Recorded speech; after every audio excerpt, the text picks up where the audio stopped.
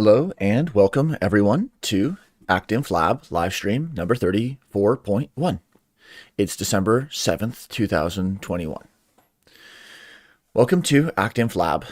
We are a participatory online lab that is communicating, learning, and practicing applied active inference. You can find us at some of the links here on this page. This is a recorded and an archived live stream, so please provide us with feedback so that we can improve on our work. All backgrounds and perspectives are welcome here, and we'll be following good video etiquette for live streams. All ActInf Lab activities are participatory, so let us know if you want to join in or co-organize. We have 3 organizational units: education, communication, and tools, and weekly meetings for each of those units, a ton of interesting projects to get involved in. Coda.io at activeinferencelab/actinflab, you'll find a searchable and sortable site where you can learn more about the past and upcoming live streams that we have. Today in ActInf stream number 34.1, we're going to be learning and discussing about this fun paper, The Free Energy Principle. It's not about what it takes, it's about what took you there, by Axel Constant in 2021. And in 34.0, Dean and I had a great time. We talked about the paper, so check out the .0 and of course read the paper if you want to learn more. Today in 34.1, we can go over some of the key claims. We can look at some of the examples again and differentiate the Bayesian approach versus the free energy approach, and just really take it anywhere that people think is interesting. So if you're watching live, just ask questions in the live chat and we'll be keeping our eye on that. And we will just introduce ourselves, go around, and then we'll take it wherever we take it. So we can introduce ourselves, we can say hi and say maybe something that was exciting about the paper that we remembered, or something that we'd like to reduce our uncertainty on by the end of this discussion. So I'm Daniel, I'm a researcher in California, and I'm actually just looking forward to seeing if anyone in the live chat has some questions to ask, because there's so many cool adjacencies to this paper, and just the beginnings of the thread were explored by Dean and I in the .0. So exploring the implications and what people see as relevant in this paper, I think will be really exciting. And I will pass it to Dean. Thanks, Daniel. I'm Dean. I'm in Calgary. I'm just curious again to see how, as you start pulling on a thread, discovering how many things are actually there as opposed to just the thread. So yeah, I think today should be a pretty interesting day, and I'll pass it over to David. I'm Dave. Live north of Manila. I did natural language processing with big computers and studied cybernetic learning theory. And I'm excited that he's given us some simple math. Axel Constant is kind of bringing it down to those of us who stalled by the end of Calculus 1. Just a sort of lead-in question, Dave, in the area of cybernetics, is there any analogous work? Anyone who said, well, it's not really about being a cybernetic system, it's about how you came to be that cybernetic system. Like, are there any parallels in the cybernetics literature for the kinds of things that are explored in this paper? Well, there are, yeah. In terms of not so much necessarily the origins. Well, yes, in cybernetic learning theory, a branch called conversation theory.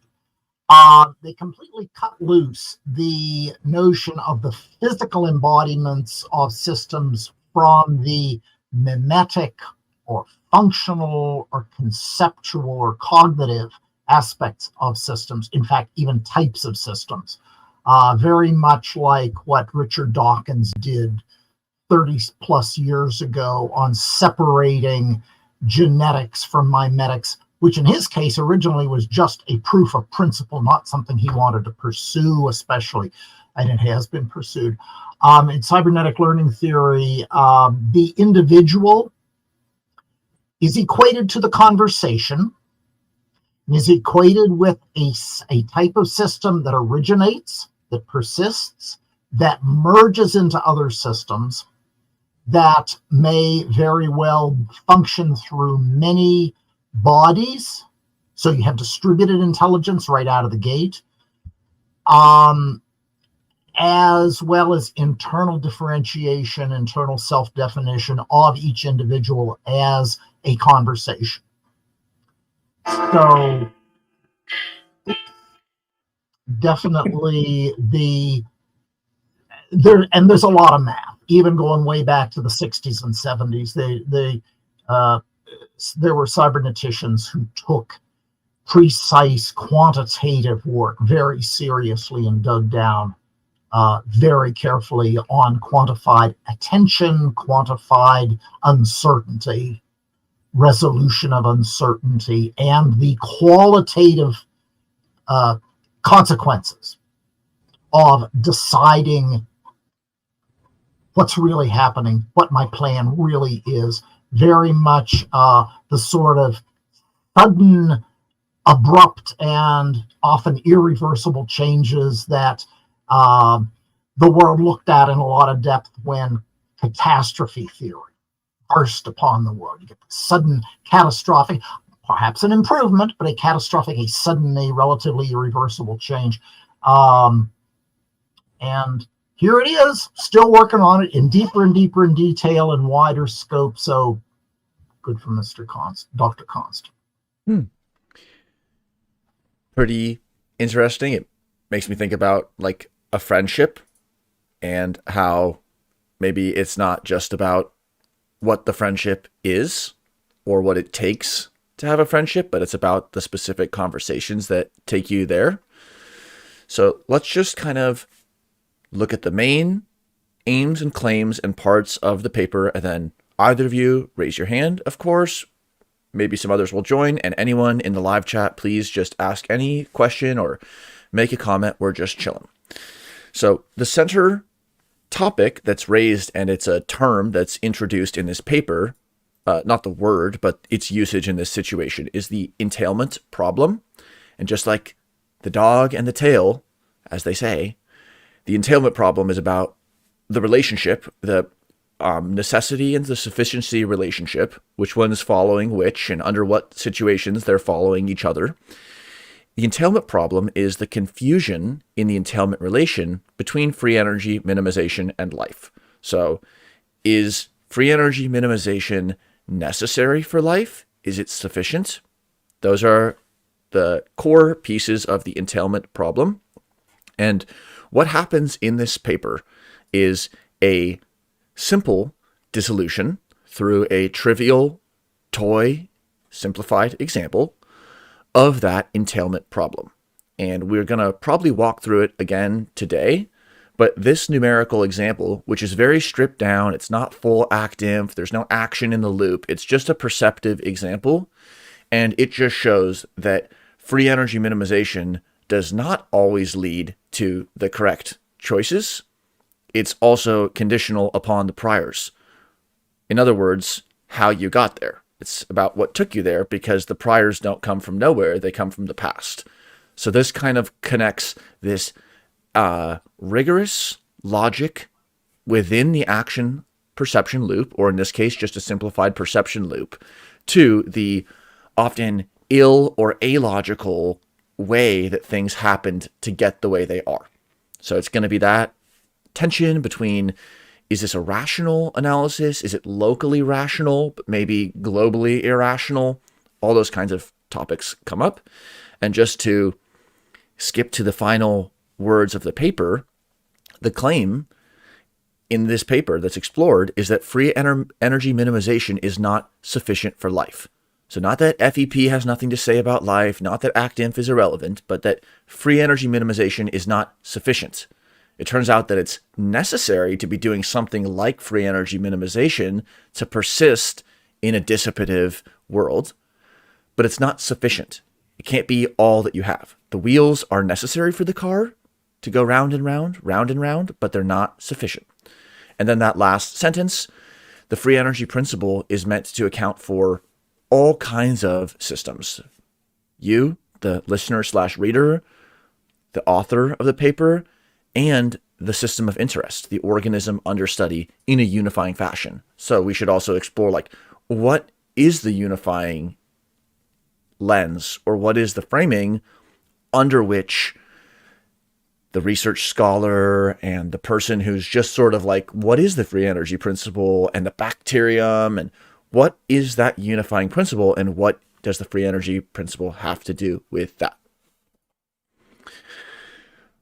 Okay, so Dean, where do you think we should jump in, or what would be a fun question or place to start here? Well, so I have an interest. I have a little bit of history with this. So what took you there? So if I'm meeting somebody and they're an expert at something, I don't typically ask, why are you an expert? Because that's kind of offensive. But to ask what got you here, what got you to the place where you now bear this title, the weight of that title is an interesting way of going about trying to figure out what logics they have applied in the past to untangle problems and resolve things that maybe somebody with less expertise struggles with or doesn't seem to be able to overcome. So that's where this paper was really helpful to me. Instead of, why do I have to do this, or why are you such an expert, asking, where did you come from? And then when being specific in terms of, so how did you resolve something that I still find difficult to resolve? Like, why do I have to tie my shoes? And then the expert says, well, because you're going to trip over your shoelace and fall down. Well, I haven't tripped over my shoelace. Instead of going down that path, figuring it out in a slightly more sophisticated way. Cool. Thank you. I'm not going to read this Blake quote, but of course we have to write it down. It makes me think about how why, which is an important question, often lends itself towards generalization. Like, why are you studying machine learning? Well, it's really important, and it's going to become increasingly important, and I wanted to have a good job, and other people told me it was relevant. It kind of generalizes out. Whereas what took you there is always going to be a trajectory. It's kind of a path. And that's where you get the answer that's more like, well, I met this mentor, and then I was curious about this specific topic, and then we did this program. So what took you there is about the specifics, and what is broached in why questions is often generalizations. And we know that there's not even a single answer to why. Like, we've talked about Aristotle's whys and about Tinbergen why. Like, why is always going to be a plurality of answers, whereas what took you there is going to be a specific path. And so that's the tension in living systems, is we want to understand something general. Like, surely there are some generalizations we can make across single-celled life or across mammals, but also we're explaining specific systems. So which aspects are going to be generalizable and which ones aren't? And I think, again, free energy principle as a theory of everything, and something that does clearly make generalizations across systems, at least apply to different systems. How does this hyper-specific, trajectory-based way of approaching answering a question relate to more of a mean field approximation, averaged over multiple categories? I think it's that tension that's really interesting to describe. So one is this general versus specific tension. And then if we can go to the simple point that's made in the paper, that the free energy principle is not concerned with the sufficient conditions of existence, but rather with what must have been the case given that you exist. So this is related to necessity and sufficiency, which we talked about in the dot zero. They're similar words, so we should use them differently. They're different words. In other words, it's about necessity, but not necessarily sufficiency. And then it's not about figuring out what it takes to be alive. It's about figuring out what took you there. So the title is restated and turned around many, many different times because it is such a distillable and simple yet important concept. And I think the piece that I'd like to explore a little more is really the pronoun use. I understand why the paper is written from an I perspective, because that's convention with single author philosophy papers, but it's about figuring out what took you there. So there's a sort of rhetorical element of speaking to a reader, which is returning at the end of the paper, those last few lines about you, me, and the system under study. But then also, it's almost like about how the free energy principle is about systems looking at their own timeline and trajectory, and perhaps not as much as looking out. So I'm curious about, what does that relational element mean here, with the person relating to their past and us as systems relating to other systems? Dean? Yeah, so the necessity might be you show up, you attend in order for things to sort of continue on. But the sufficiency part is how available you are. So you can show up and turn all your senses off. You can be present, but not necessarily be taking in anything, or at least trying to actively avoid taking information in. And so that's the part, again, I would agree with you. That's the part I found really interesting, because to not understand or appreciate that there's a difference between what is necessary. I'm here, I'm in part of this live stream now, but then I could be distracted in all different directions, not really be available to what is going on around me is a whole different matter. And I think that's what Axel has done a really good job of, bringing it down to that personal level. Sufficiency has to be exhaustive.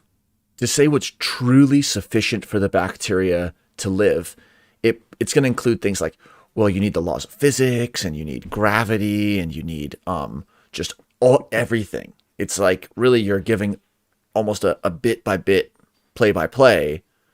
So sufficiency, it requires an exhaustive account, because if you're missing something that's necessary, you didn't capture what was sufficient. Necessity allows us to just focus on some aspect that we know is relevant, and then talk about the why and the what and the how of necessity, while acknowledging that we're just focusing on one piece. Like that one line in that one Kandinsky painting, it's necessary for my interpretation of it.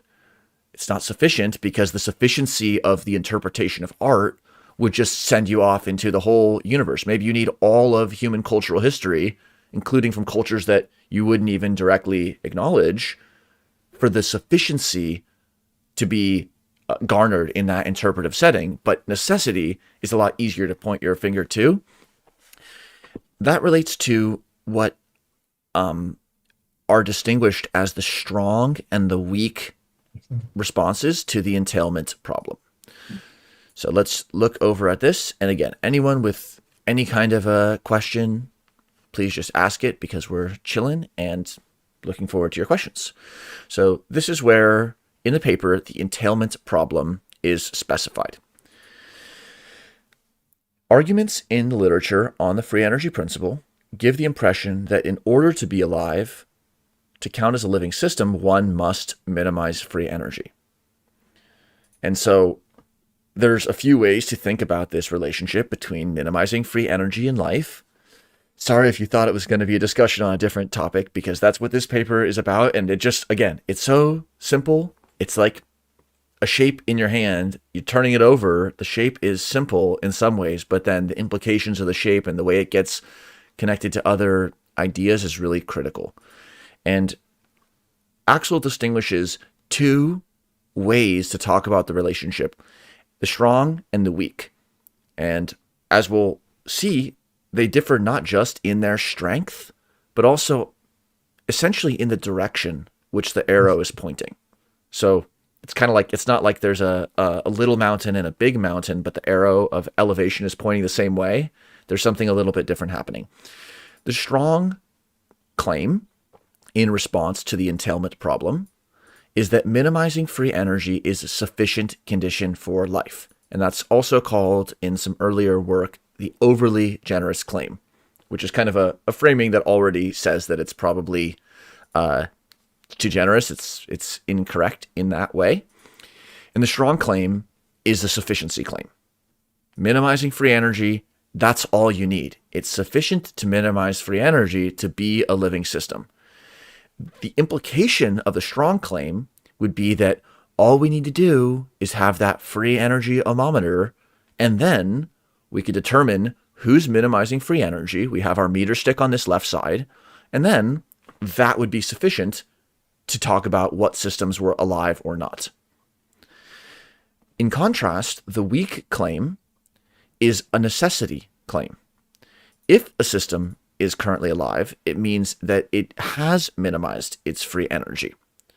And such a type of claim does not assume the FEP is designed to set the bar for the sufficient conditions of life or meant to predict what things may or may not be alive. Rather, it limits the scope of the application of the principle to beings that we think are alive now and enables us to know the necessary conditions under which those beings can be living, i.e. can actively resist the loss of structural integrity. What took them there? So there's a few interesting pieces, just they differ in strength. These two responses or claims that are generated by the entailment problem. I wonder, what is the scope of the FEP? And is it for systems that we have a priori decided are already alive? Are non-living systems under the scope of the FEP? So maybe we can try to duplicate the slide and do a little diagramming and Venn diagrams on what does the minimizing free energy circle look like with respect to the life circle, and then what is life if we don't have the thermometer over here on the left side. So can I ask a question, Daniel? Would it be going too far off the rails if I wondered to take this idea and say, okay, so I want to build out. I'm an academic, or I'm a trainer, and I want to build out a curriculum. Knowing this, what does that imply in terms of? Well, I know what's the difference between something that's surprisal removal, because remember, I'm the one that already knows this, and I'm trying to pass this along to somebody who doesn't know it. So I'm trying to guess what surprisal removal or minimization means to them. I'm supposed to be guessing what life means to them. I'm supposed to be knowing what is necessary, what absolutely they must know, and what will be sufficient. So in that context, how would we order this? Let's kind of lay out a few options. Okay. So we have behind the first door. We'll use letters to talk about them. So we'll have. I'll take the cash, Monty. Are you sure? I can reveal that one of the doors has nothing behind it. Okay, so we're going to have scenario A, which is there are systems that are minimizing free energy. So there's systems outside of that circle. So there may be systems that are not minimizing free energy. But within the set of living things, all of them are minimizing free energy. So let's think about what kind of world that is. Okay, so then we can have scenario B, where there's living systems, there's non-living systems as well. So we could ask what puts us in one category, living or non-living. But there's living systems that are minimizing free energy, and there's ones that are not. I think we can say that because if we go with the weak claim, then it's fair to say that B is ruled out, because this would say that there's living systems that are not minimizing free energy. So we can say, like, basically, weak claim disreputes this area. The area of that crescent moon that's being sort of invicted against. Is disreputes a word? Disputes. We'll go with that.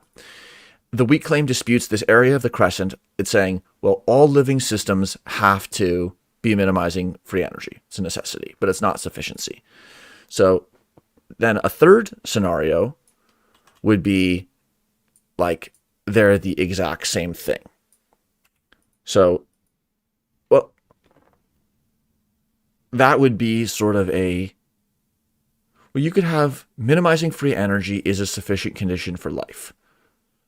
So that means that the life circle is, you can't show total overlap, but the life circle, everything that's minimizing free energy is alive. So here in A, there are free energy minimizing systems that aren't alive. Like a ball falling off of a cliff might be minimizing its free energy, just like it's minimizing its potential energy, or a burning candle might be minimizing free energy, but it doesn't have to be alive. So these are free energy minimizing systems in the crescent of A that are not alive. Right. In C, we have this perfect relationship between the two things. And that is a very strong claim, which is that if it's minimizing free energy, that's sufficient for being alive. And if it's not minimizing free energy, it's not alive. So this is sort of the weakest claim is on the left side. Doesn't mean it's useless. Doesn't mean it's inadequate, but this is the weakest claim. This is the necessity claim. Yep. Then we have the strong claim here, that minimizing free energy is sufficient. This is the strongest claim in C, that minimizing free energy is sufficient for life. So anything that, if doing X is sufficient for greetings blue, hello, cool light. We're in the slides on 24, just talking about necessity and sufficiency. C is the strongest case. It's saying it's sufficient, and so you're either going to be minimizing free energy and therefore sufficient to be called alive, or you're doing neither. And then B is a little bit of a middle case that's saying there's some living systems that are not minimizing their free energy, but some are. So these are now, are there other possible layouts? And then Dean, let's return to your question about like educating and how do we think about this? How do we distinguish these scenarios in an education context?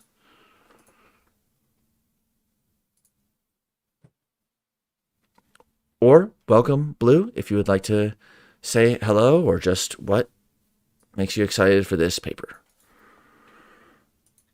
I loved this paper. I thought it was great. And I have been listening along in the live stream, so I'm kind of up to speed with where you guys are and what you were talking about. But I enjoyed Axel's writing, and I like the fact that I can implement the free energy without having to ascribe to panpsychism, and also without having to ascribe to the mind-life continuity hypothesis, or all of these things that we've been discussing. Like the necessity, sufficiency, it's there. Like, I think that Axel sets out a really logical argument or set of arguments, and doesn't make any claims that aren't justifiable with math. Yes, using a simple mathematical example. We'll keep this slide around because we can wonder, maybe is there another relationship that we could speculate would be like a kind of something like this. Like life, there's systems that are minimizing free energy or not. And then there's systems that are alive or not, and sometimes they overlap, but they don't have to overlap. But there's some special living systems that are doing it, and there's some that aren't, and there's some that are neither. So this is the most, we'll just call this one situation D. D is the most flexible scenario, because you could have A or B, I won't use those letters. You could have life, free energy minimizing, both or neither. So D is the most flexible case. C is the most restrictive case. And then we have two possible nesting relationships where one is nested inside of the other. And it's kind of interesting to wonder what kind of world do each of these exist in. Or where is the mind bubble? Yes, let's. Should it be around the whole slide? Is it the mind the modeler? Is that why there's that relational or personal framing of the paper? Because the mind is the mapping of these different Venn diagrams? Dean? And I think it's really interesting too, Daniel, that in real time, we now have a slide 23 and now a new slide 24. And although we now know the order that they presented themselves to us as, could we have started with 24 and worked our way back to 23? That's when it gets really kind of weird and twisted, but it's also what I think the paper is speaking to. If we're actually thinking about this as another example of a potentially post-diction way of viewing things historically now. Yes. So 23, which now it has a little logo on it for those who don't have the slide deck at hand. 23 was derived heavily from the paper. Right. It was quotes from the paper and then just a visual representation. Now, that was not in the paper, but it could have been interesting. And then, that's right, through the specifics of who joined when and what we were thinking about when, that's what led to 24. But maybe we'll add another slide before 23, and then they'll both be a different number. But it does bring up an interesting question.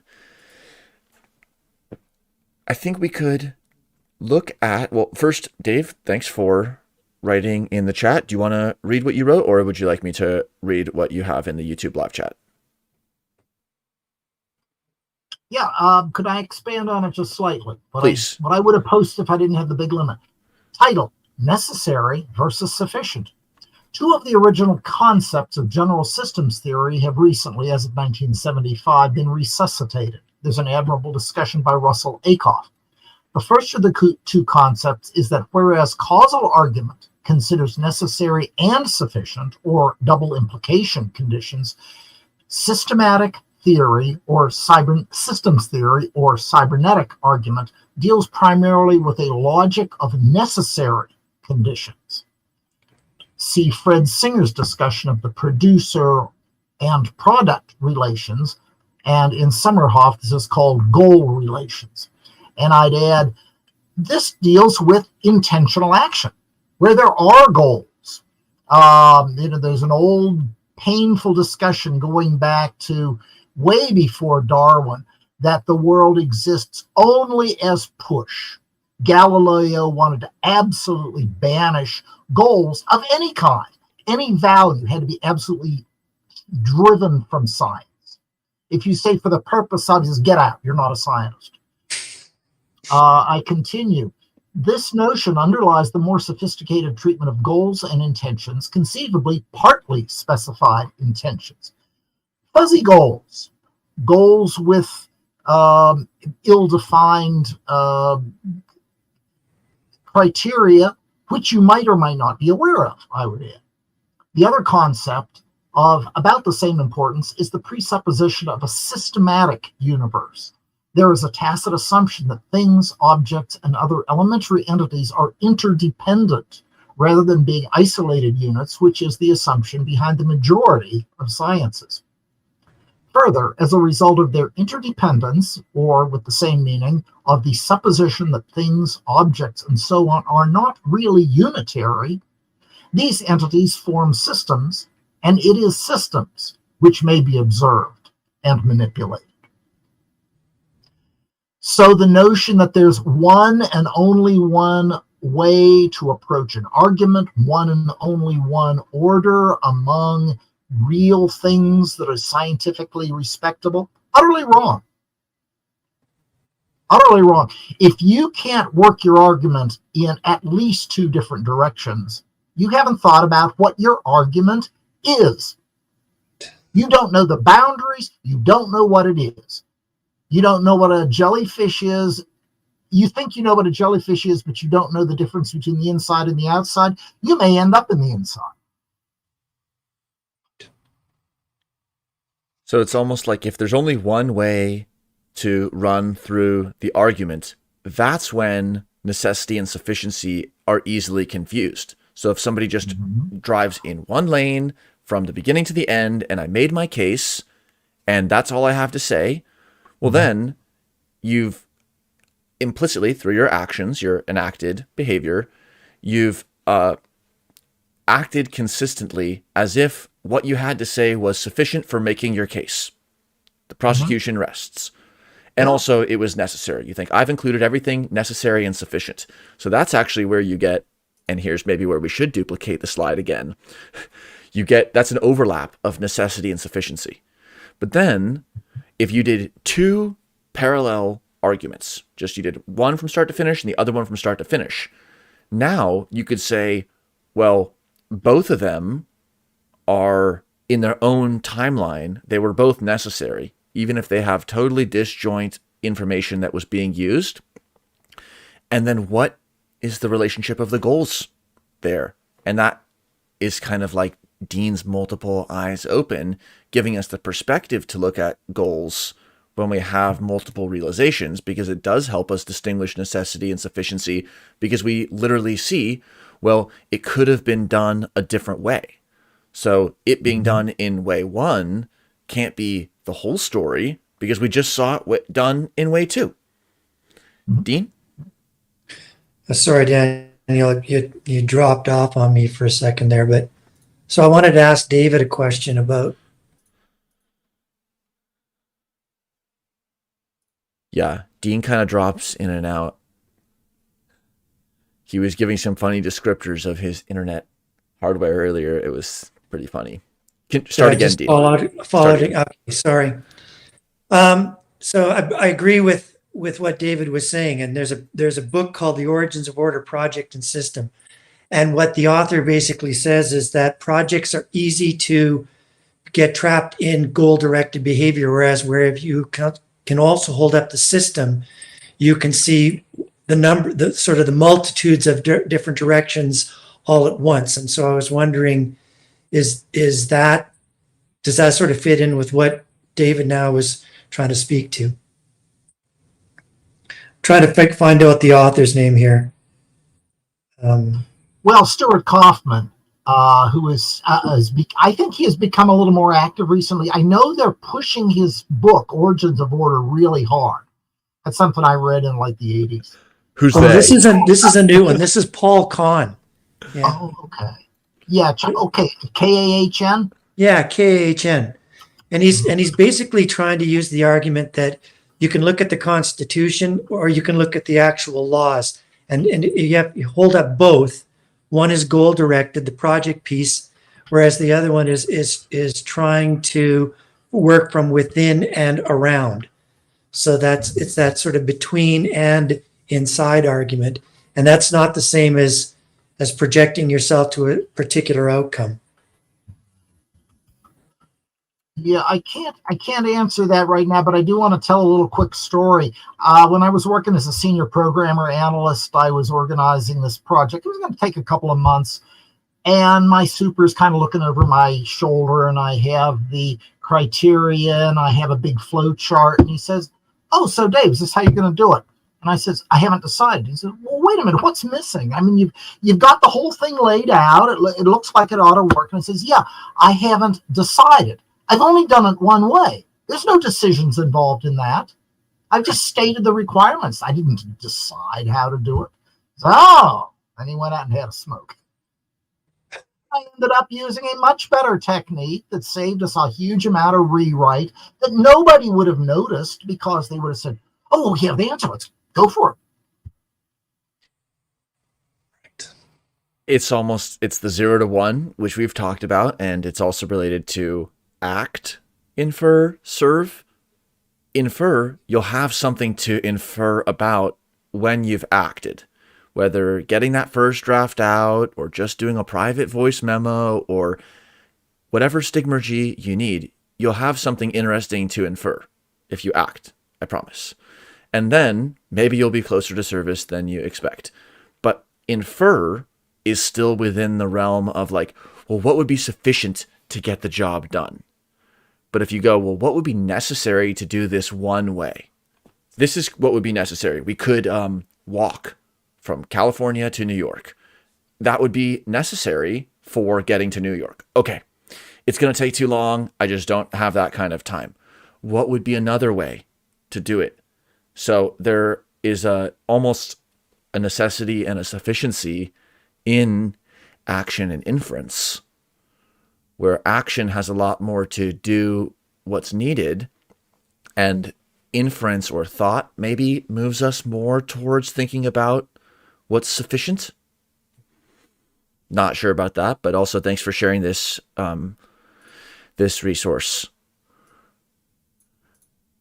Well, and back to what David was saying, in the work that I was doing, I often had people who are very well versed in setting up all kinds of sophisticated projects asking me, where's the project in this? And me having to jump up and down and wave hands and say, this isn't a project. That's why we're doing it. We don't know how it's going to turn out until we do. And then we can look back on it and say, well, did we minimize free energy? We weren't using minimizing free energy, but because I wasn't, versed in that lexicon yet, but that's essentially what we were doing. We wouldn't know until we'd arrived that we'd arrived. And that's really uncomfortable for people who are constantly saying, show me the milestones. Okay, well, I can show you the stages, and I can show you how identity is now turning into identifying, as people are constantly processing who they are as they're on board this idea. But I can't tell you what it's like, because it's not necessarily goal directed, other than the fact that we want to try to keep it open as long as we can and figure out what logic people are using in order to be able to untangle and pull things out of hats that others don't know how to do. So, yeah. One other thing that makes me think about is grants applications. So a grant application might frame things in terms implicitly or explicitly in terms of sufficiency. If you fund me, we're going to fix this disease. Like, this is the grant that will be sufficient for fixing this disease. Whereas saying that it's a necessary step, like, we do need to understand how protein 123 works. It'll be necessary, but it's not the whole picture. It's not sufficient.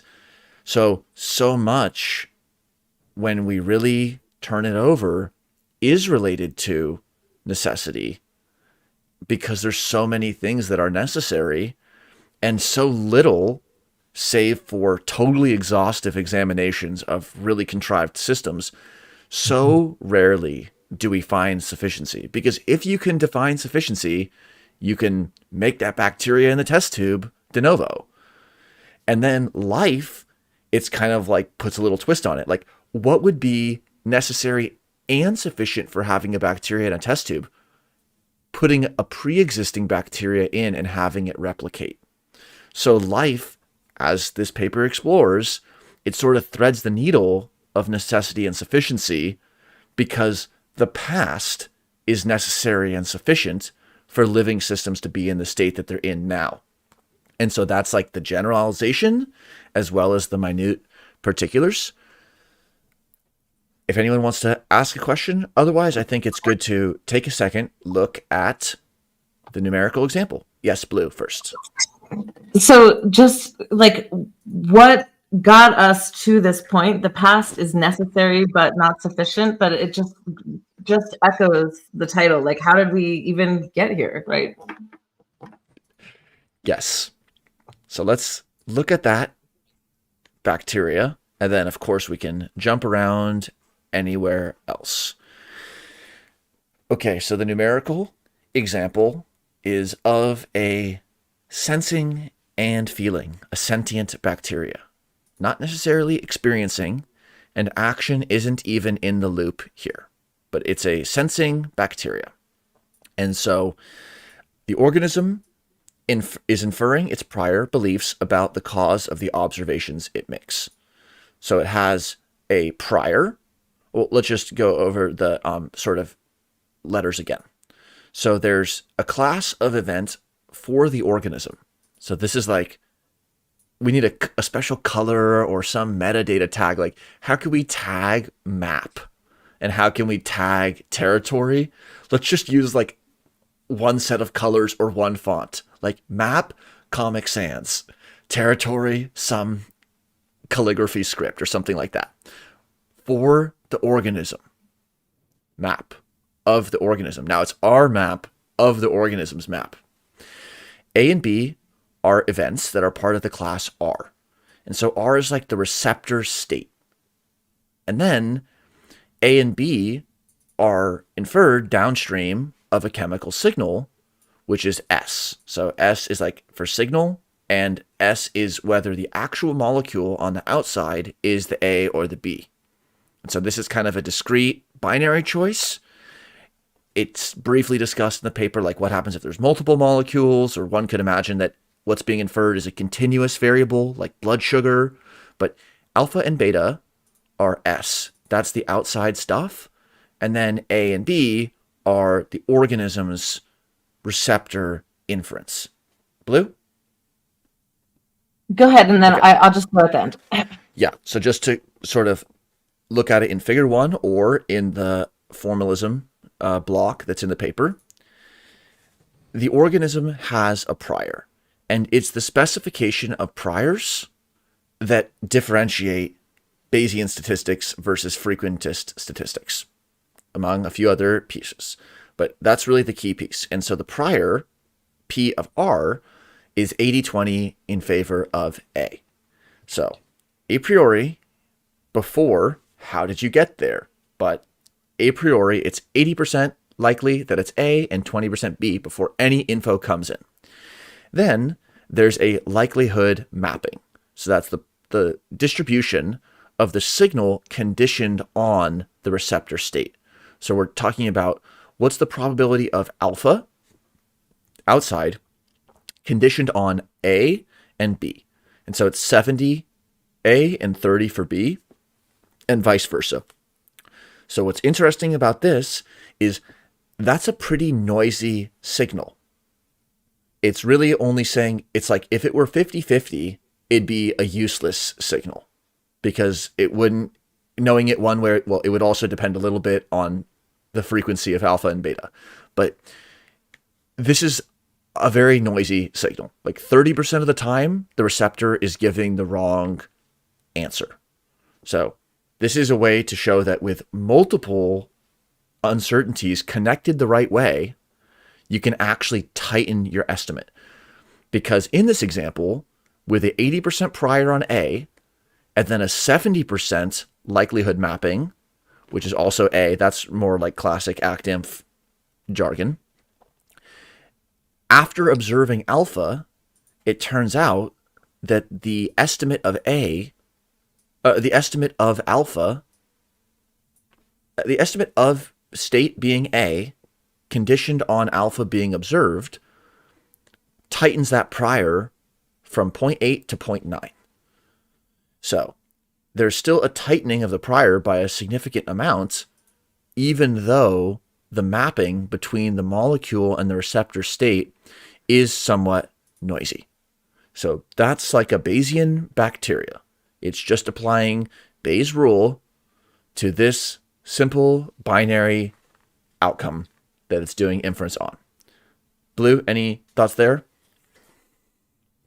Yeah, so this goes back to something that Dean brought up in the .0. Like, and it's actually something that Axel wrote in the paper. Like, is the prior subjective or objective?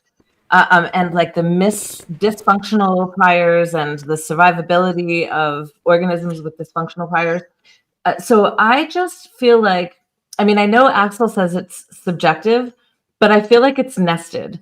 So I feel like the prior must be a subjective prior over an objective frequency, right? Like, so if I frequently observe, sunshine outside when it's warm or something like that. Like if mostly when it's warm, when I feel warm, I observe sunshine. So when I have these two things linked, like based on that frequency, I then make a subjective assumption. And that's how I feel that the structure of the prior kind of has to be. Otherwise, like it doesn't make sense to put the math into the prior. Like in my mind, like if an objective prior is based on frequencies, but a subjective prior is not, a subjective prior is a guess, but it's a guess over the frequencies. I don't know. I feel like there's like an extra layer that needs to be tucked into the subjective prior if you're going to put math there. One way that that's dealt with empirically, and then Dean, is what's called parametric empirical Bayes. And in parametric empirical Bayes, you kind of start with just the prior being what you observed in the past. So if you had 8 sunny days and 2 rainy days, that's where that 0.8 and 0.2 prior comes from. So it's not a way around specifying a prior. It just starts your prior in a place that's empirically grounded. Dean? Yeah. So I think in the 0.02, I was trying to figure out how the likelihood is really the kind of background that we have.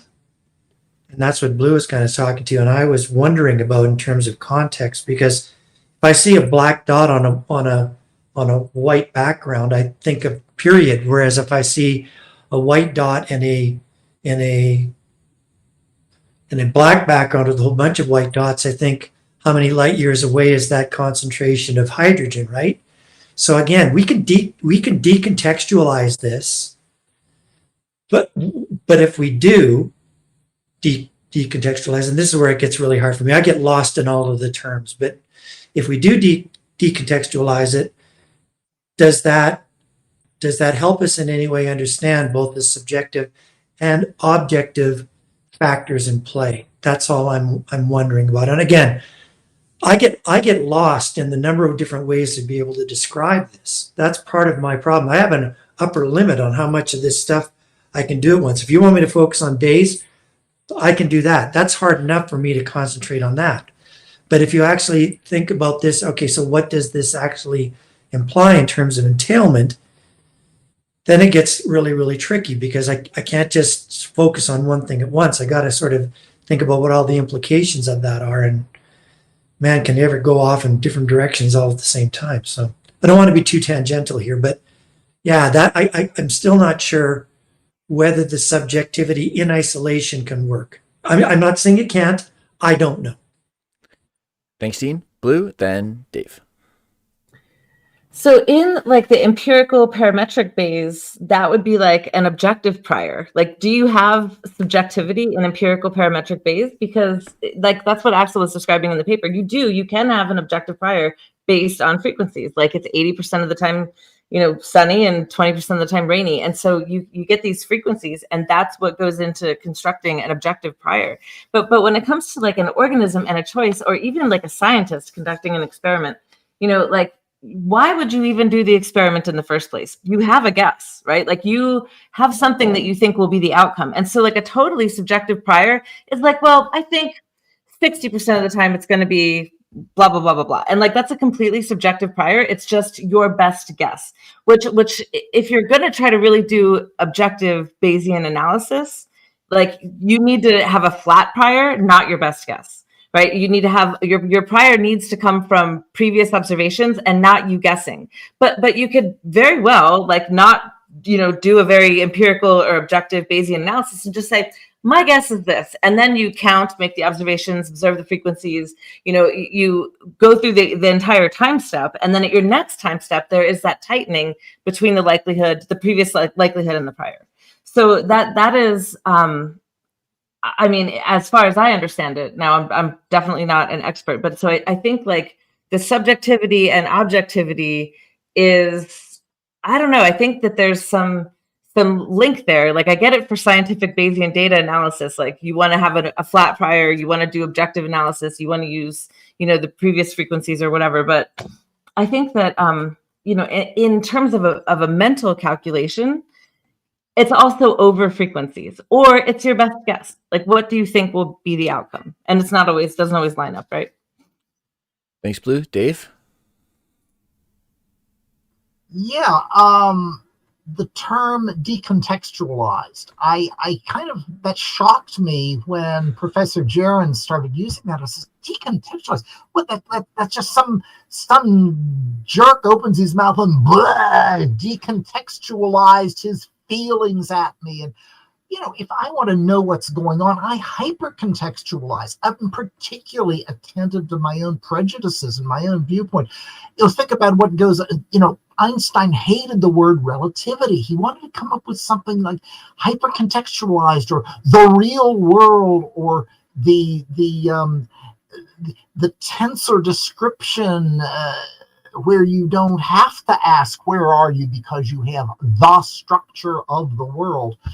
What do people mean by decontextualize? Is it a term of praise as well as a term of contempt, or have I just always misunderstood it? Blue? So I love this term hypercontextualize, and I don't know that I would use it in the way that you use it, Dave. I would use it like I would play out all of the potential, like, what ifs, like let's talk about counterfactuals. Can we put it into, you know, how many different contexts will it fit? And that's when I think about hyper contextualization, it's like playing out all the potential scenarios for me. Thanks. Dean? Yeah, and building on what Blue just said.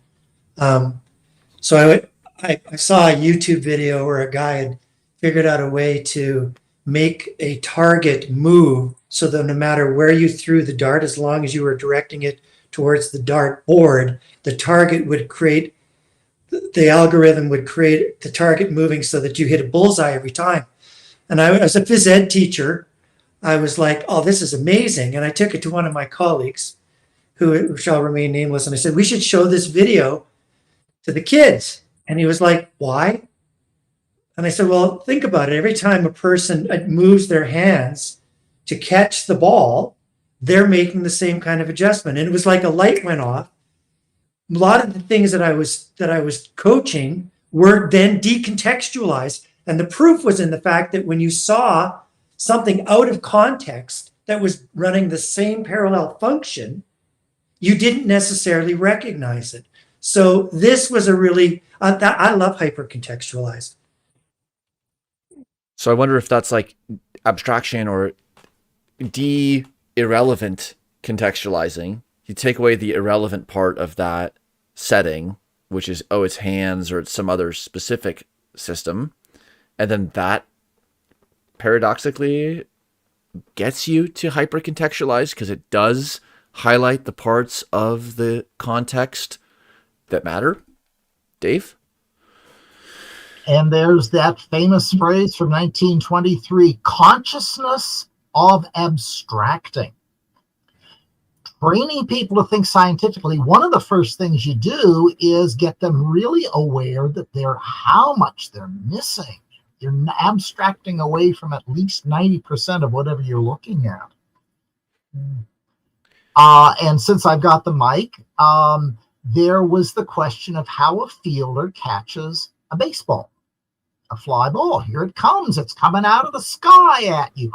And, you know, a good fielder knows how to do that. You ask him how you, well, I just go to where the ball's going to be, but he can't tell you how. And there were a bunch of people, mathematicians and programmers and physiologists and philosophers trying to, how in the world are they doing this? It looks like they can't because we can't come up with an algorithm that does it. And they finally watched them. And I guess they got one guy that's high on whatever it is, openness, the big five. And they says, well, what are you doing? He says, how do you know that you're going to catch the ball? Oh, I know I'm going to catch the ball when I look at it and it doesn't move. It doesn't move. Yeah, it just hangs there. And I put up my mitt, and since I know where it's going at my mitt. And it's not moving, and it's in my mitt, and it didn't move then either. That's how they get there. They figure out What point in the field makes it look like the ball's not going to move as it comes toward there? And that's where you go. And then it just hangs in the field till it's in your middle. Classic baseball physics. The other thought was, have you ever been high on openness? But then it's true. There is a simple algorithm. Like if you're looking and it's to the left, then you should go to the left. If you're looking, it's to the right. And then you're cool. ActInf baseball and anticipation and the path of least action. Blue? You want to talk about high on openness? I don't know, that it reminds me of our conversations with Adam Safran, right? And so like what the psychedelic, I would like to see like the psychedelic like comparison with Big Five, like the integration of those two kind of things in terms of active inference, because I do think that the openness like increases a lot under the psychedelic influence. And so it's not have you been high on openness, but has being high ever made you more open, maybe is a different question. And well, a few things. There's sort of the rebus, cebus, albus, the relaxation of beliefs under psychedelics, strengthening or just the altering of beliefs with Friston, Carhart Harris, Safran, and what priors are being opened, which priors are being tightened. And that was sort of at the heart of the rebus versus cebus, and then the sort of Hegelian synthesis in albus. And then also in terms of how we got here, the first 2 weeks of January was live stream number 13 with Adam and colleague on the cybernetic Big Five. And so that actually sort of started our year with thinking about how frameworks that a priori have nothing to do with ActInf or FEP. Like Big Five was a principal component analysis based variance various partitioning on psychometric data.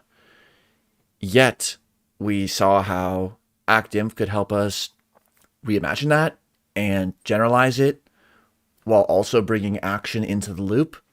So then it's kind of cool to see how the personality traits come back into play. Dave?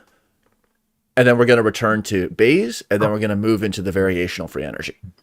Well, stop me if I already mentioned this, but there's been some chronological studies of the way psychedelics are used as a recruiting tool of violent cults. You go to a rally in favor of, I will not say whom, and if somebody seems like they're really grooving and really into it, you give them a little ecstasy, and that locks them into the mentality. And if he's kind of getting fired up, but he's not quite with it, you take him home, you give him some LSD, and you take him through the session. And that moves him out of what he was in and moves him into where he needs to be in order to do the right things in life. Maybe another little bit of ecstasy now and then over subsequent months to just get him locked back in where he needs to be. Just like Safran was saying, you either get him out of where he is, or you get him right deep into where he is. Well, there's a long history of people engaging in experiences, taking substances to move their psychodynamics one way or the other. I think the ActInf streams verge on it, but we also remind people to be responsible and legal with their behavior and with the one and only brain and mind that they have. Let's return to the Bayesian maths and then see how that Bayesian bacteria moves into the variational free energy bacteria. But I pulled out that one quote from a online statistics resource. So we can, the 0.0 is the frequentist bacteria. And so the frequentist is basically looking at the outcome of an experiment. You flip the coin 10 times, it comes up 7 heads and 3 tails. Now, that's not the most likely possible outcome for a fair coin, but it's totally not an unexpected outcome. So in that case, the frequentist can produce a 95% confidence interval given the variance granted by the sample size and say, okay, if I get within these two numbers, then I'm going to fail to reject the hypothesis that it's fair. If I'm outside of those two numbers with my empirical results, I will reject at a given p-value, a given alpha. And so for the frequentist, there's no sense in asking about the probability that the coin is fair. It is either fair or not fair. So that's like accept the hypothesis implicitly because of the failure to reject, or reject the null hypothesis in favor of a specified alternative. The frequentist makes statements about the probability of a sample after making an assumption about the population parameter, which is just the kind of averaged out approach, average out value of the probability of tossing a heads. The Bayesian, in contrast, starts with information about coins. So specifies some distribution. So it could be like a bell curve, a Gaussian centered at 0.5, could be a super tight prior, could be a very loose prior, and then the extreme case of the Gaussian with infinite variance is the uniform distribution. And so that is like a flat across all the possible values. That probability assessment of the heads proportion is called the prior probability. Each person might have their individual assessment based on their personal experience called a subjective prior. Alternatively, a prior probability distribution might be selected on good properties of the resulting estimates called an objective prior. I don't know if this is the only way to use subjective and objective in the Bayesian context, but this is just an important difference between frequentism and Bayesian. So here is our Bayesian bacteria. Again, it has some A matrix that's mapping the signal conditioned on the receptor state, and then it has a prior over those receptor states. That Bayesian bacteria, then, again, it's a Bayesian perceiving bacteria. We're not bringing action into the loop yet, but we're just assuming like if you had the right estimate, then it would be easier to know what to do correctly. This is called exact Bayes because the exact numbers are plugged in, and then there's some exact number that comes out, and it's pretty much just granted by Bayes' rule. What's the issue? Well, it's unclear whether living systems have sufficient computational power to accomplish that, especially when there's just massive multivariate landscapes. So, what is the answer in the FEP? Well, instead of doing exact Bayes, there's what's called variational Bayesian inference. So here we're going to propose this Q function. And the Q function is going to be from a family that is specified a priori, and it is more easily fit than just sort of the exact Bayes. And then the way that we compare is not by comparing at the end the posterior likelihood, but rather we can compare different options by comparing their free energy. And this is how free energy is being defined here.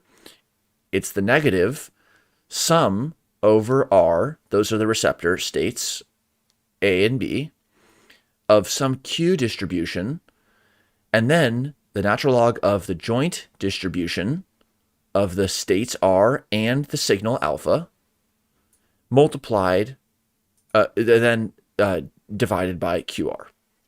And so then in dot zero, we explored a little bit about how that's like the recognition model. That's like we're going contingent on alpha, and now we're doing a hyperparameter estimate, like alpha, we're going to A. And then what we're not going to be exploring here is like a generative model. And then we talked about how those map onto perception and action in the world. So then the numerical example shows that, okay, so the Bayesian bacteria, it did the right thing. It didn't go to that rally that Dave was telling it to go to. But we can also have a free energy minimizing creature, bacterium, and we're going to see a case in which the free energy minimization does the right thing, and we're going to see a case where the free energy minimization does the wrong thing. The difference between these two cases is going to be the prior that's set. And so that is the crux of the argument that minimizing free energy is not sufficient to be alive, aka make the right decisions, because both of these examples are going to minimize free energy, And one of them is going to minimize free energy in the right direction and make the right choice because it had appropriate priors. A maladaptive priors can minimize free energy, but still result in the wrong outcome.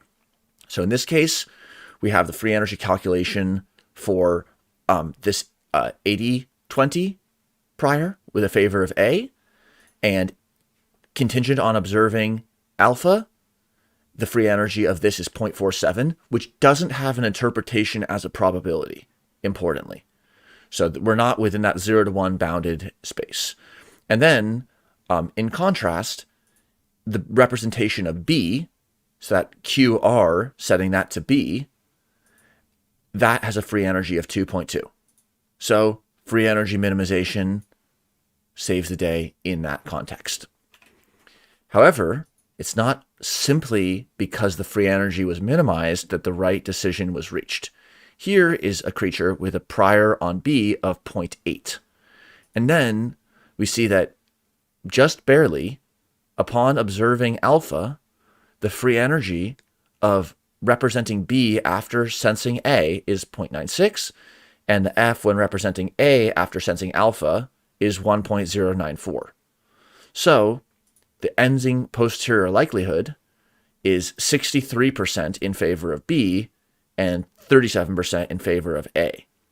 So we sort of did move the needle towards A because we observed alpha, but our prior was so far off that just one cycle of free energy minimization still results in the wrong outcome. That's the crux of the numerical example provided in this paper. And the only point that it's being made, not this is how you'd model a bacteria with the FEP. The point it's making is free energy minimization is not sufficient for life. Dean? So Daniel, I got a question to ask. So I don't know, because we're just talking about sensing. We're not talking about, you mentioned doing, but is it doing or is it directing? So because of the sample sensed and because of what the math points to, should we think of this kind of analogous to a compass? We're pointed in the right direction. We still haven't actually acted or developed a feeling from the sense yet. We're still pre-doing. We're orienting. Is that, or am I wrong? So if anyone else has a thought after this, so let's I think there's a few aspects to this compass and orienting approach. So this little toy motif about the recognition model, about having a prior over states in the world and then getting some input, that could be plugged into an action model in a slightly more elaborate case. So, for example, as written in the caption for Figure 1, more biologically realistic descriptions of behavior require discussion of active inference. They require it. It's necessary and sufficient. You just have to do it. Behavior is the result of a different inference process, that of an action policy. So pi is not here in this bacteria. This involves more priors, namely about the transition between hidden states and often about preferred sensory outcomes. So in active inference with a partially observable Markov decision process, we've seen how there's like a matrix of the transition frequency B between the states at one time and the states at the next time. And then policies are inferred based upon which policies minimize free energy, which ones are going to have the best chance through time of bringing states into alignment with preference.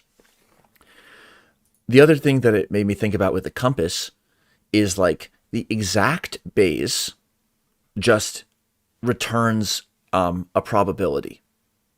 And that is sort of like one compass needle giving you, just saying, okay, you're going north by northwest or whatever it happens to be. This is your one estimate. Now, you could be wildly off, but given where you were and then just one blip of information, that's where your compass needle is now pointing to.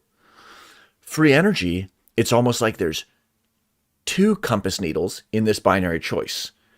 And then we're going to select which one has a lower free energy, because we're looking, the fact that this is 0.478 F and this was 2.27, they don't have a natural interpretation, just like entropies. You can talk about the difference in entropy, but something having like 4 doesn't have an interpretation in the world. And so it's kind of maybe like there's 2 different compass needles and we're looking at the difference between them, or we're going to select the one that has a lower free energy. Dean? Yeah, I don't want to say that orienting isn't a form of doing as well. It's just that what this shows me is that, like I cut out again, but when we're trying to determine A and B with a background, we haven't taken an action step. We haven't developed a feeling yet.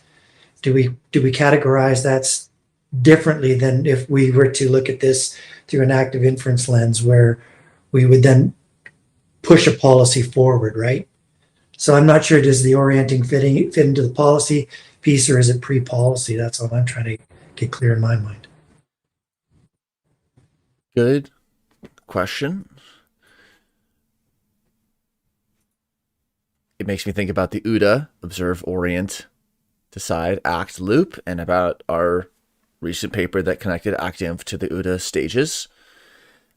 Orienting, I think in this reduced example, the North Pole, North Star, whatever it is the prior. Mm-hmm. Like, that is what is oriented relative to. So that's a purely recognition model sense of orienting. Whereas in the physical realized world, orienting has much to do with action and wayfinding. But this is sort of in the recognition toy. There is still an orientation of the prior, but I'm not 100% sure. What do you think, Dean? What I find interesting is that when I look at this and I see a 0.8 and a 0.2, it's very clear that we're somewhere between 0 and 1. But when we're actually getting to that wayfinding space and we're talking about entailment, 1 hole over 2 holes is different than 2 over 1.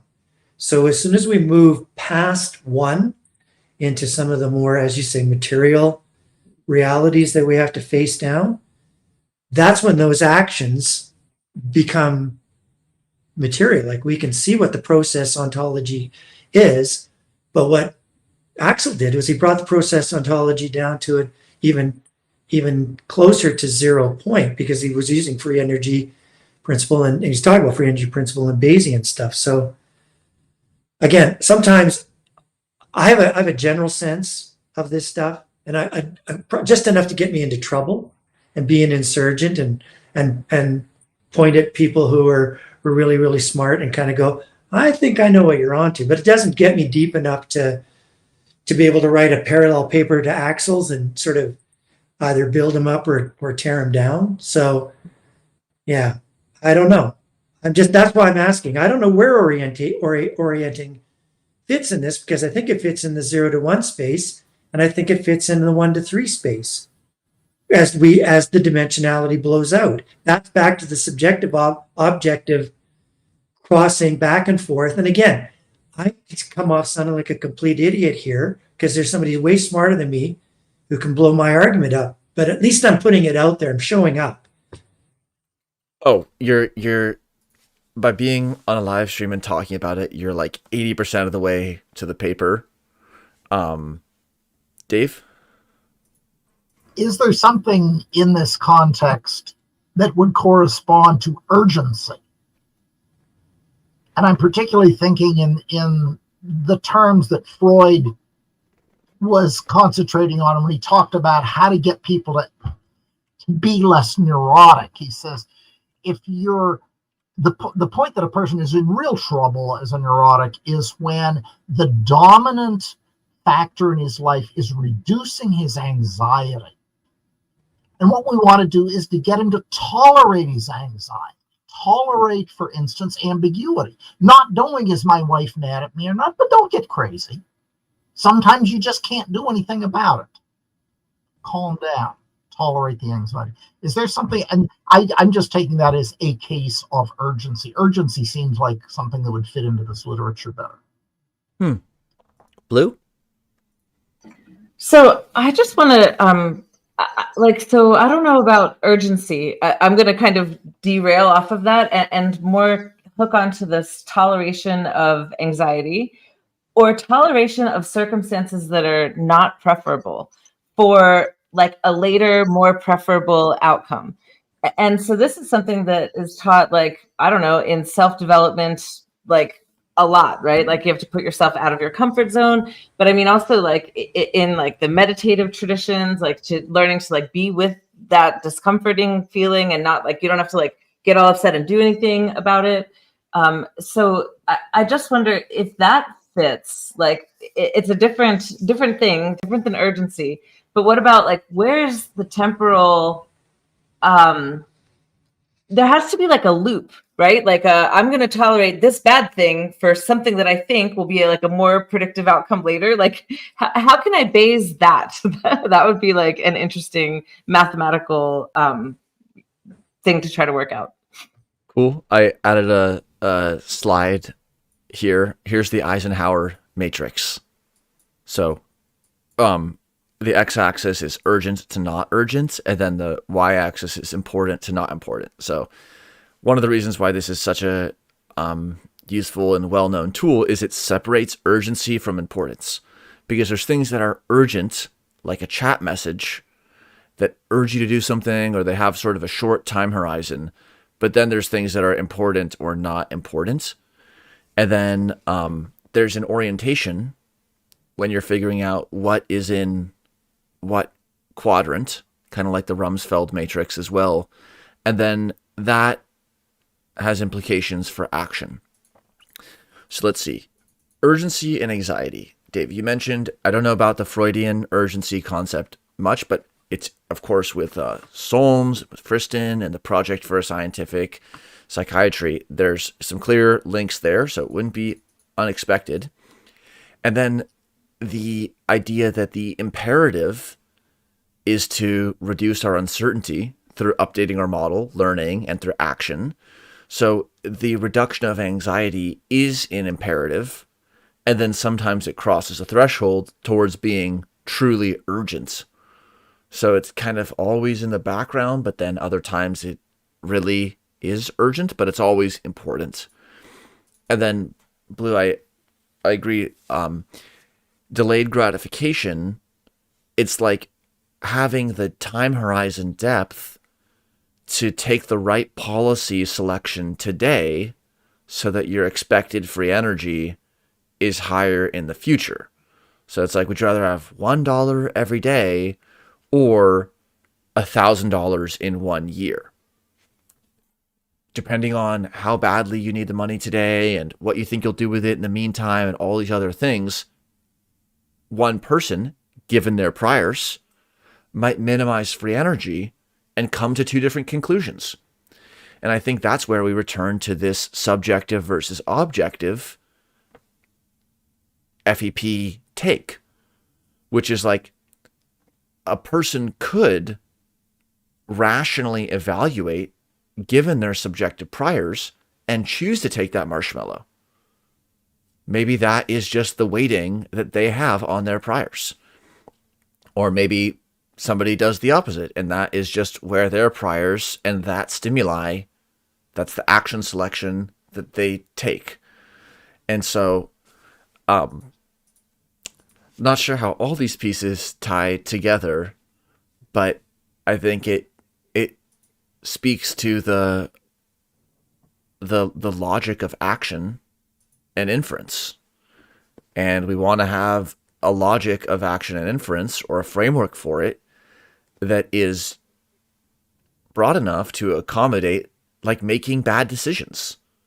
If our action and inference framework is only about tightly constrained scenarios that are addressable, then it doesn't really help us as much with real world scenarios.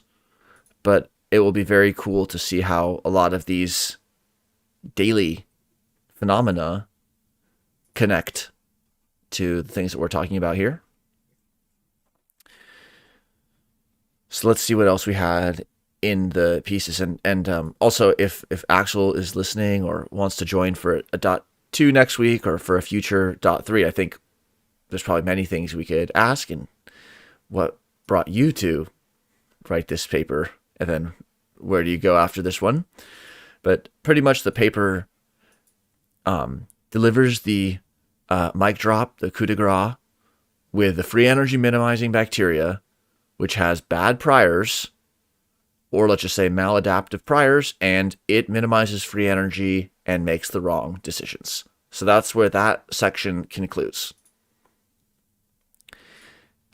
Then there's a jump back to the more philosophical framing. So although free energy minimization is not sufficient for life, there might be an entailment relation that goes the other way around. If you are alive, it might very well be because you did something like minimizing free energy. That entailment relation is that which corresponds to the weak version of the life free energy entailment relation. So remember, way back when we were looking at the relationship between life and minimizing free energy, this example has decimated the strong claim, blown out, make a YouTube reaction video. But the weak claim is actually supported because it seems like making adaptive decisions is consistent with free energy minimization, just like it would be with making adaptive Bayesian decisions. But we can say that it's not sufficient to do so. And then the name of the section, free energy on a wing and a prior. So, yuck, yuck, yuck. Anyone can give a comment on that, but we just sort of were reminded of two winged creatures that we have talked about only a few weeks ago in 32.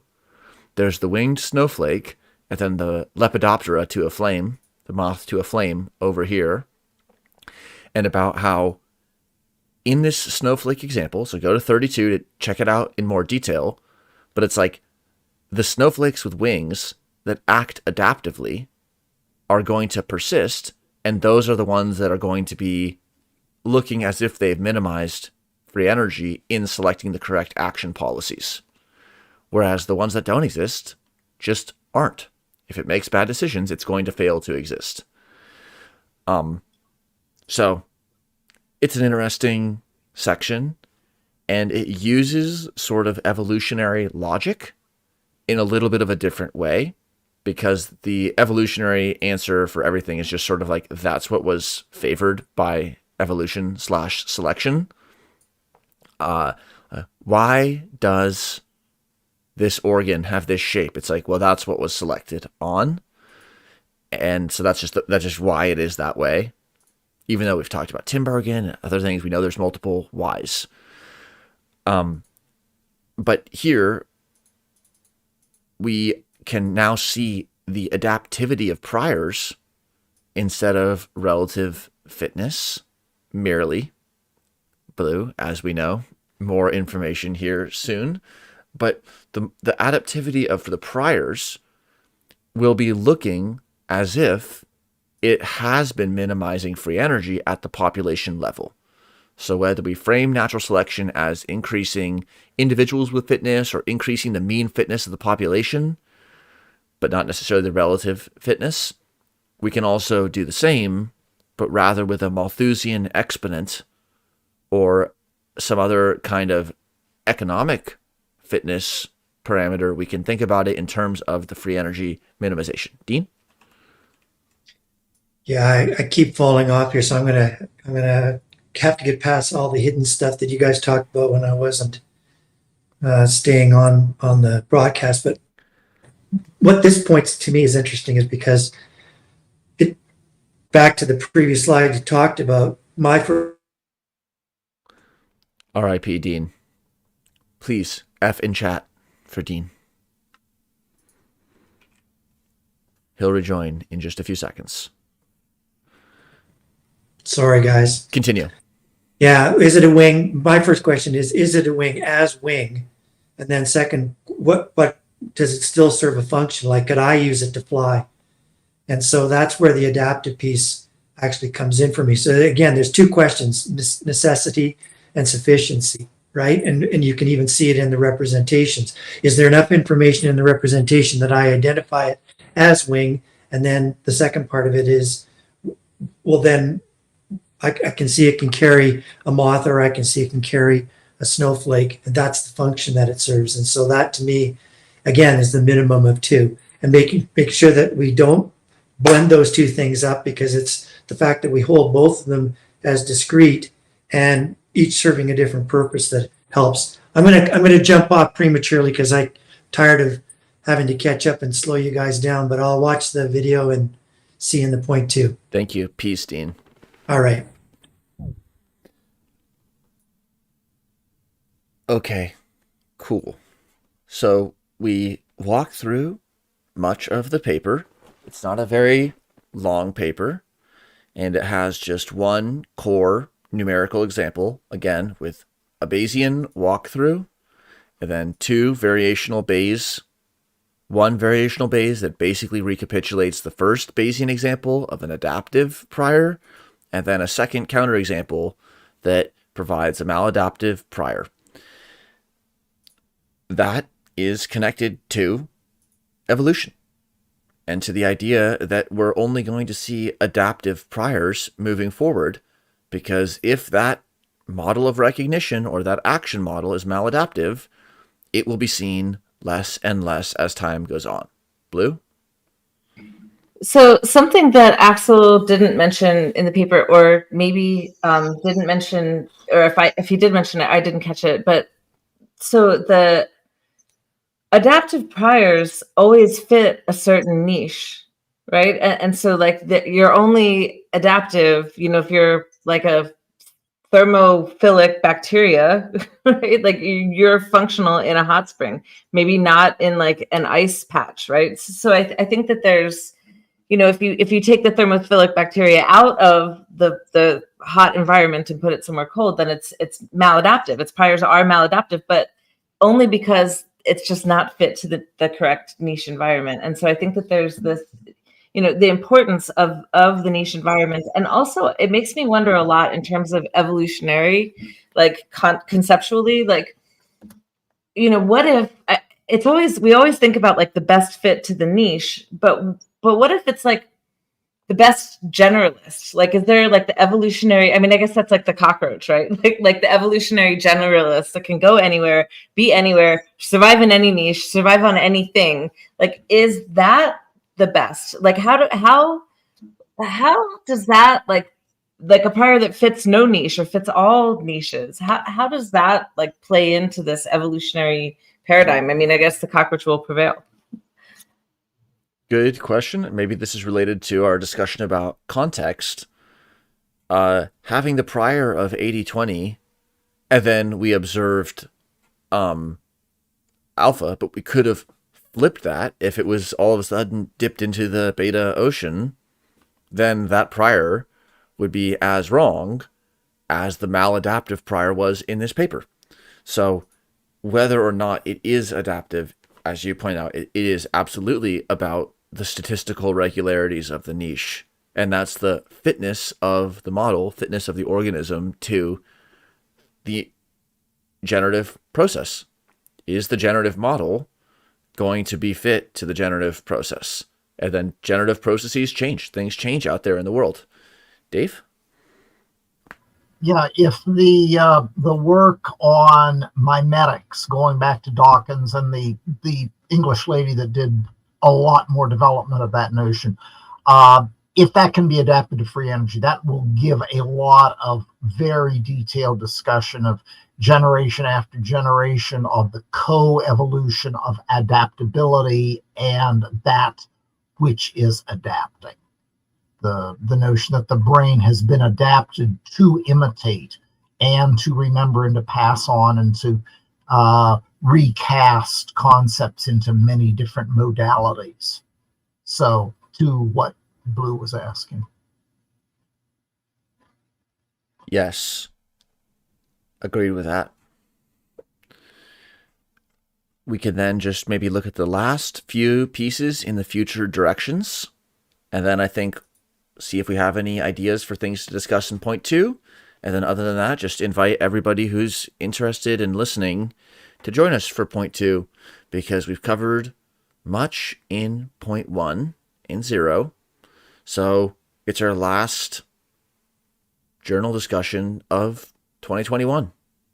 Come join and share how you got here, and then what action selections you're going to take in 22.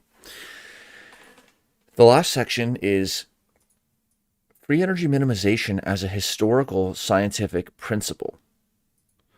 So that's a very fascinating idea, because it's about anticipatory systems, yet it's a historical principle. That's where we get into the difference between prediction and postdiction. Postdictive scientific statements are concerned with what must have been the case instead of what will be the case. A statement such as the minimization of free energy may be necessary, if not sufficient, characteristic of evolutionary systems, which was from the Friston and Stefan 2007, is probably such a postdictive statement. And then Axel claims that that statement should be interpreted according to the weak claim rather than according to the strong claim. So, interesting that even back then, the necessity and sufficiency was being used, and arguably used properly. So then, what happened? How did we get off the rails? Or how did the strong claim come to be? And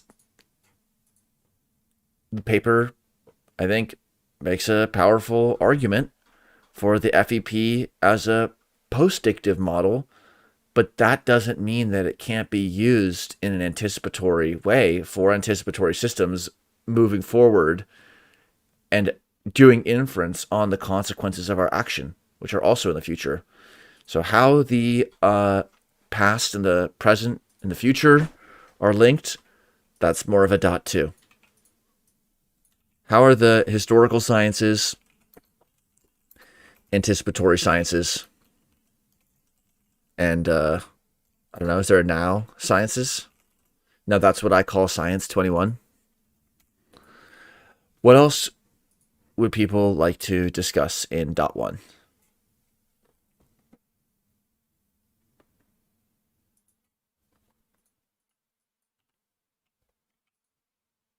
Blue? So I would like to maybe get into more about the living versus non-living, and maybe talk about,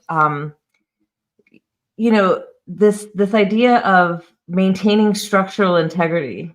Like, is that a quality of life, or do things always maintain structural integrity? And like, does the FEP apply when structural integrity is maintained and there's not life?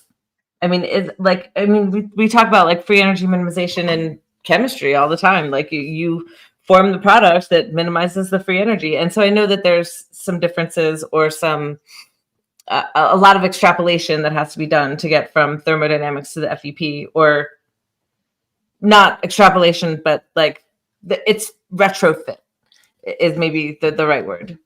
So I don't know, I would like to maybe see some of that. Where does the FEP apply in situations that are not animate? Is it computationally, is it relevant? Like when we're talking about robotics, yeah, that type of thing.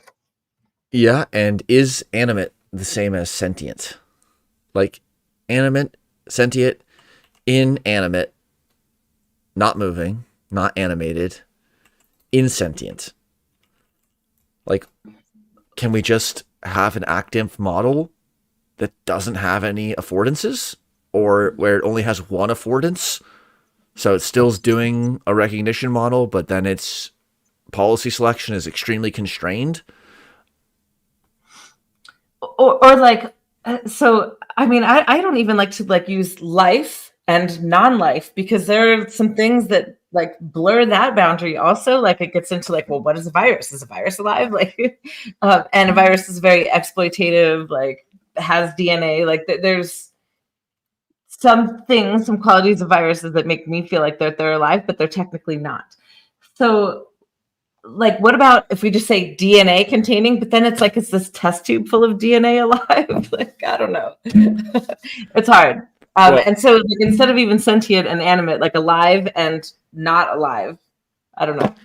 Yeah, I think the paper's succinctness and clarity of argument hides a big question, which is, okay, so if it's alive, who told you that?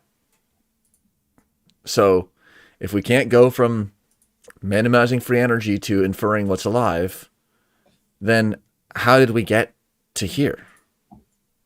Right. Or what does even alive mean? Like, I don't think it's fully defined. Like, if we can't fully define death, like, I mean, how do we fully define life? Right. So I don't know. There's this big sticky, I don't know, weird area. I mean, we kind of instinctually know what is life and what is alive and what is not alive. Anyway. But are the crystals in bone alive? Well, they're part of a bigger system that people usually don't have a problem saying is alive, but then why should what people think matter? Like, especially if we believe in evolution and we think that our cognition is oriented not necessarily towards like ontological realism, then why should it matter what 1% or 99% or even 100% of people agree upon? Or even if we zoom like way out and get super meta, like, how does life maintain the structural integrity of life?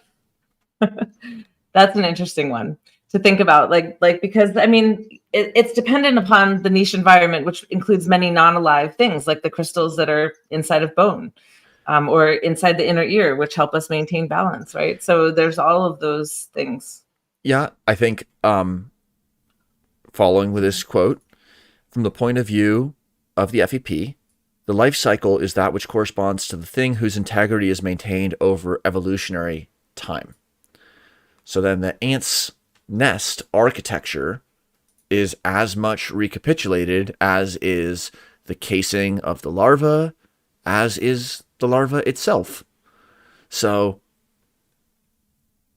how will we define life? I guess we can just add that as a good, just something quick to hit at the end of 32 or of 34.2, just, what is life?